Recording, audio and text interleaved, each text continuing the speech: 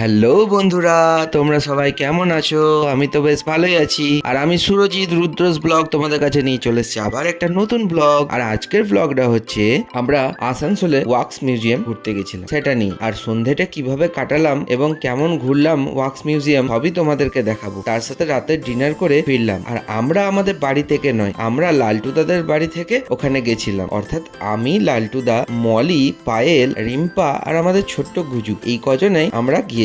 চলো ভিডিওটা দেরি না করে শুরু করা যাক। আমরা লালটু দাদের বাড়ি থেকে আসানসোলের পথে রওনা হয়েছিলাম। লালটু দাদের ঘর থেকে আসানসোলের দূরত্ব খুব একটা দূরে নয়, কাছে, তাই আমরা ওখানে প্ল্যানটা করেছিলাম। আর আমাদের প্ল্যান ছিল ওয়াক্স মিউজিয়াম সাথে কফি হাউস ঘোরা, কিন্তু আমাদের বেরোতে একটু দেরি হয়ে গেছিল বলে আর ওয়াক্স মিউজিয়ামটা খুঁজে পেতেও আমাদের একটু সময় লেগেছিল বলে আমাদের কফি হাউসে আর যাওয়া হয়নি, তাই শুধু ওয়াক্স মিউজিয়ামেই গিয়েছিলাম। আসানসোলের ব্যস্ত রাস্তা এবং অলিগুলি রাস্তা ক্রস করে আমরা ফাইনালি পৌঁছে গিয়েছিলাম ওয়াক্স মিউজিয়ামে। এবং ওয়াক্স মিউজিয়ামটা দেখলাম একটা লোকালয়ের মধ্যেই একটা বাড়িতে তৈরি করা। আমরা ওয়াক্স মিউজিয়ামের সামনে গাড়িটাকে পার্কিং করে দিলাম এবং গাড়ি থেকে সবাই নেমে ওয়াক্স মিউজিয়ামের ভেতরে এগিয়ে চললাম। মিউজিয়ামটার নাম ছিল সুশান্ত রায় ওয়াক্স মিউজিয়াম অ্যান্ড শীষমহল। গিয়ে দেখলাম ওয়াক্স মিউজিয়ামের ভিজিটিং টাইম হচ্ছে সকাল 11টা থেকে রাত 8:30 পর্যন্ত। যারা যারা এই ওয়াক্স মিউজিয়ামে আসতে চাও তারা এই সকাল 11টা থেকে 8:30টার মধ্যেই তোমাদেরকে আসতে হবে। তারপর আমরা ভেতরে টিকিট কাউন্টারের দিকে এগিয়ে যেতে দেখলাম টিকিট প্রাইস 100 টাকা পার হেড। ওরে বাবা, তার মানে তো আমাদের এতজনের অনেক টাকা লাগবে। আর তার পাশেই ঠিক লেখা আছে দেখলাম স্কুল স্টুডেন্টদের জন্য ছাড় আছে, তাদের জন্য 50 টাকা, কিন্তু সেটা 5 বছর থেকে 17 বছরের মধ্যে। অর্থাৎ বয়সটা দেখে মনে হচ্ছে শুধু স্কুল স্টুডেন্টদের জন্যই। তো যাই হোক, লালটুদা টিকিট আমরা ঢোকার আগেই কেটে নিয়েছে দেখলাম। তো আমরা লালটুদার পিছন পিছন ভেতরে ঢুকে পড়লাম এবং ভেতরে ঢুকতেই গেটের সামনে দেখলাম খুব সুন্দরভাবে সাজিয়েছে এই মিউজিয়ামটা। একটা বড় বাড়ির মধ্যে এই মিউজিয়ামটা তৈরি করেছে ঠিকই, কিন্তু খুব সুন্দরভাবে সাজিয়ে গুছিয়ে তৈরি করেছে দেখলাম। এবার দেখা যাক ভেতরটা কেমন আছে, কারণ ফার্স্ট টাইম তো জানি না। তবে অনেকে এসেছিল এই মিউজিয়ামটার, ছবি দেখেছিলাম, ভালোই লেগেছিল এবং বেশ ইন্টারেস্টিং লেগেছিল, তাই এখানে আসা। ভেতরে ঢোকার আগে টিকিটগুলো চেক করে নেওয়া হলো এবং তারপরে আমাদেরকে ভেতরে নিয়ে যাওয়া হলো। আর ভেতরে ঢুকতেই আমরা তো সবাই অবাক, দেখছি বড় বড় মহাপুরুষরা রয়েছে, অর্থাৎ বড় বড় সেলিব্রিটিরাও। আর দেখে তো আমি পুরো অবাক, আমি শুধু না, সবাই অবাক।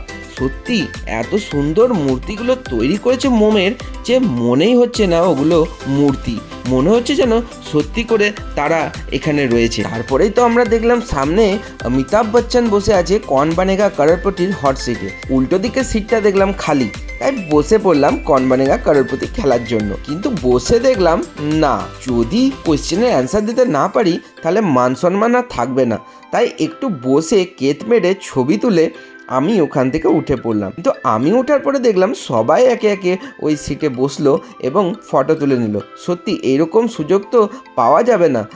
আর পরের রুমটায় ঢুকতেই তো আমাদের চক্ষু ছানা ভরা, সবাই তো অবাক হয়ে গেছি। ও বাবা, সামনেই তো দেখছি বসে আছে আমাদের বাংলার মুখ্যমন্ত্রী মাননীয় মমতা ব্যানার্জি। ওরে বাবা, তাও আবার আমাদেরকে দেখে হাসছে। আমি তো দেখে অবাক যে উনি নবান্ন ছেড়ে আসানসোলে এসে কি করছেন। তারপরে দেখলাম না না, এইটা তো সত্যি করে নয়, এটা তো সেই মোমের মূর্তি। সত্যিই মূর্তিগুলো এমন তৈরি করেছে যে মনে হচ্ছে যেন সত্যি করে মানুষ বসে আছে সামনে। তাই আমরা এই দুই নেতা নেত্রীকে দেখে ওখান থেকে বেরিয়ে সোজা চলে গেলাম ওপরে। চলো দেখি এবার ওপরে কি আছে। আর ওপরে উঠেই ঢুকেই গেটের পাশেই দেখছি দাঁড়িয়ে আছে বিখ্যাত সাহিত্যিক বঙ্কিমচন্দ্র চট্টোপাধ্যায়, হাতে বই নিয়ে। এটা তো একটু অবিশ্বাস্যকর হলেও সত্যি, কারণ উনি তো আর বেঁচে নেই, উনি আর সত্যি করে এখানে থাকবেন কি করে। তাই এটা একটা মোমের মূর্তি, কিন্তু দেখে মনে হবে না মোমের মূর্তি, যেন উনি স্বয়ং ওপর থেকে এসে দাঁড়িয়ে আছে। দেখে তো খুবই ভালো লাগলো এবং ওনাকে দেখেই আমরা পাশে চলে গেলাম। আর পাশে দেখলাম একটা চেয়ারের মধ্যে রবীন্দ্রনাথের মূর্তি রাখা আছে, সেটাকেও ক্রস করে আমরা আরও পাশে চলে গেলাম এবং তার পাশে দেখলাম ও বাবা, আমাদের বাংলা ইন্ডাস্ট্রির উজ্জ্বল মুখ সৌমিত্র চট্টোপাধ্যায়। তিনি অবশ্য এখন আমাদের সঙ্গে মানে এই পৃথিবীতে আর নেই, কিন্তু তার এই মোমের মূর্তি দেখে মনে হচ্ছে তিনিই যেন স্বয়ং আমাদের সামনে দাঁড়িয়ে আছে। দেখে তো খুবই ভালো লাগলো। সৌমিত্র চট্টোপাধ্যায়কে দেখে আমরা যখন পাশে গেলাম দেখলাম উৎপল দত্ত। ওরে বাবা, উনি তো আরও বড় একজন আর্টিস্ট, ওনাকে হয়তো চোখের সামনে দেখা কখনোই সম্ভব হতো না, কারণ উনি অনেক দিন আগেই মারা গেছেন। কিন্তু ওনাকে এইভাবে এখানে দেখতে পাবো সত্যিই ভাবতে পারিনি, আর দেখে তো খুবই ভালো লাগলো। উৎপল দত্তর পাশেই আবার দেখছি দাঁড়িয়ে আছে আমাদের ইন্ডিয়ান ক্রিকেটের গর্ব বিরাট কোহলি। ও বাবা, দেখছি হেলমেট খুলে ব্যাট দেখাচ্ছে। এটা সেঞ্চুরি না হাফ সেঞ্চুরি করেছে তবে জানি না, তবে তার কাছে তো এগুলো কিছুই নয়। যারা ক্রিকেট দেখতে ভালোবাসো তারা তো নিশ্চয়ই জানো বিরাট কোহলি কত বড় প্লেয়ার, আর যারা ক্রিকেট ভালোবাসো না তারাও বিরাট কোহলিকে খুব ভালো মতোই চেনো। আর বিরাট কোহলির মূর্তিটাও এত সুন্দর বানিয়েছে যে দেখলে তুমি বুঝতেই পারবে না, মনে হবে যেন বিরাট কোহলিই সামনে দাঁড়িয়ে আছে। আর বিরাট কোহলির সামনে দাঁড়িয়েও আমি একটা ছবি তুলে নিলাম, কারণ সামনে দাঁড়িয়ে এরকম অরিজিনাল ছবি তোলার সৌভাগ্য আদৌ কোনোদিন হবে কিনা জানি না, তাই মোমের মূর্তির সামনেই ছবিটা তুলে নিলাম। আর বিরাট কোহলির পাশে দেখছি সুভাষ চক্রবর্তী দাঁড়িয়ে বক্তৃতা দিচ্ছে। আর সুভাষ চক্রবর্তীকে দেখে আমরা আরও এগিয়ে গেলাম। সুভাষ চক্রবর্তীকে পেরিয়েই পাশেই দেখছি ও বাবা আমাদের বাংলার মহানায়ক উত্তম কুমার। এ তো শুধু আমরা সিনেমার পর্দাতে দেখেছি, কারণ তিনি তো অনেক দিন আগে মারা গিয়েছেন। আর তাকে দেখেও সত্যি অবাক লাগলো, তিনি যেন স্বয়ং সামনে দাঁড়িয়ে আছে। আর উত্তম কুমারের পাশেই দাঁড়িয়ে আছে উত্তম কুমারের চিরপরিচিত জুটি সুচিত্রা সেন। দুজনকে পাশাপাশি টিভির পর্দাতেই অনেক দেখেছি, কিন্তু সামনাসামনি এভাবে দেখবো ভাবতেও পারিনি।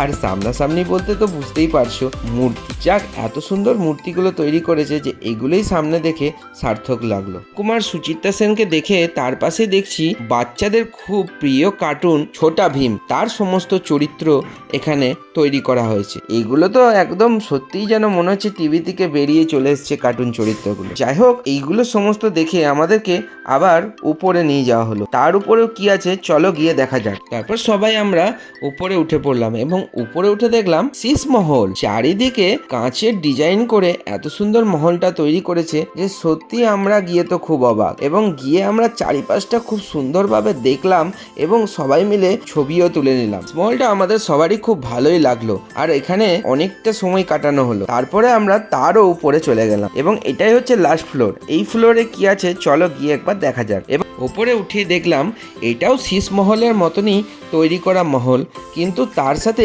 এখানেও অনেকগুলো মূর্তি রয়েছে। আর ঢুকেই সবার আগে যেকে দেখতে পেলাম সেটা হচ্ছে সুশান্ত সিং রাজপুত। সত্যি দেখে মনটা খুব খারাপ হয়ে গেল।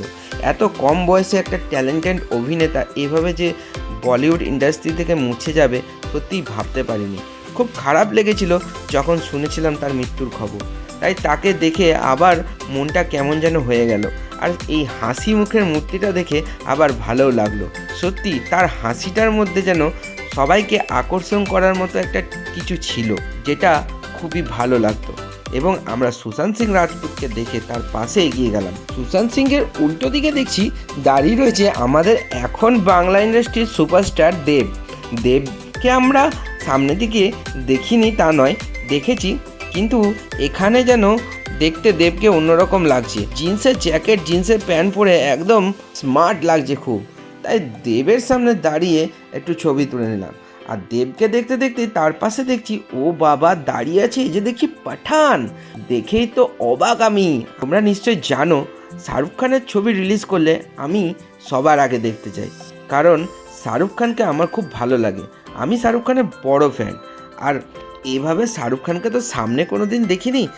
মূর্তি সামনে দাঁড়িয়ে শাহরুখ খানের সঙ্গে বেশ কয়েকটা ছবি তুলে নিলাম, আর সেটাই যেন মনে হচ্ছিল সত্যি করে আমি শাহরুখ খানের সামনে দাঁড়িয়েছি। ওহ, মনটা সত্যি ভরে গেল। এরকম প্রিয় অভিনেতার একটা মূর্তি তার সামনে দাঁড়িয়ে ছবি তুলতে কার না ভালো লাগে।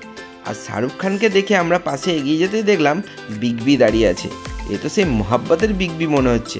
যাই হোক, বিগ বির পাশেও দাঁড়িয়ে একটা ছবি তুলে নিলাম। আর শাহরুখ খান আর বিগ বির জড়ি খুবই ভালো। তারা একটা সময় বড় বড় সুপার হিট মুভি দিয়েছে, তাই দুজনকে পাশে খুব ভালোই লাগছে।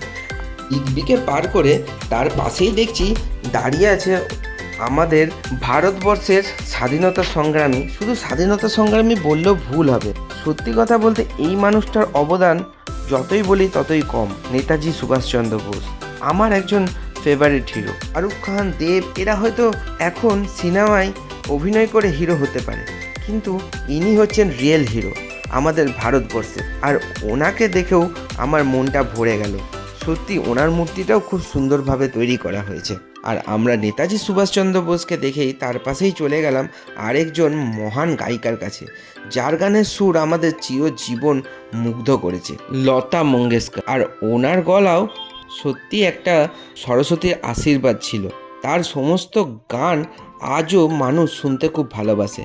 এবং তাকে পার করেই পাশে দেখছি বিখ্যাত কমেডিয়ান চরিত্র, তোমরা সবাই চেনো, চার্লি চ্যাপলিন। হ্যাঁ, ওনার সঙ্গেও এইভাবে ছবি তুলবো ভাবতে পারিনি। যাই হোক, সামনে তো কোনোদিন তোলার সুযোগ হবে না, তাই মূর্তির সামনেই ছবি তোলাটাই আমাদের কাছে অনেকটাই সৌভাগ্য। এবং তার পাশেই রয়েছে সুশান্ত সিং রাজপুত, অর্থাৎ এই ফ্লোরেও যাদের মূর্তি ছিল তাদের সবাইকে আমাদের দেখা হয়ে গেল। আর এটাই ছিল লাস্ট ফ্লোর, তাই আমাদের শীষমহল আর ওয়াক্স মিউজিয়ামের সব কিছু দেখা কমপ্লিট হয়ে গেল। আমরা নিচে নেমে পড়লাম এবং নিচে নেমে আমরা বাড়ির উদ্দেশ্যে রওনা হলাম। ভিডিওটা তোমাদের কেমন লাগলো এবং ওয়াক্স মিউজিয়ামটাও যে তোমাদেরকে দেখানো হলো সেটা তোমাদের কেমন লাগলো তোমরা অবশ্যই আমাকে জানিও। আর যারা যারা ওয়াক্স মিউজিয়ামটা আমার ভিডিওতে দেখে তোমরা দেখতে যেতে ইচ্ছুক হয়েছো তারা অবশ্যই যাবে এবং ঘুরে এসে আমাকে অবশ্যই কমেন্টে জানাবে তোমাদের কেমন লেগেছে, আর ভিডিওটাও কেমন লেগেছে সেটাও আমাকে জানাবে। আর ভালো লাগলে লাইক কমেন্ট শেয়ার করতে ভুলো না। আবার দেখা হবে পরের কোনো ভিডিওতে। আজকের মতো টাটা।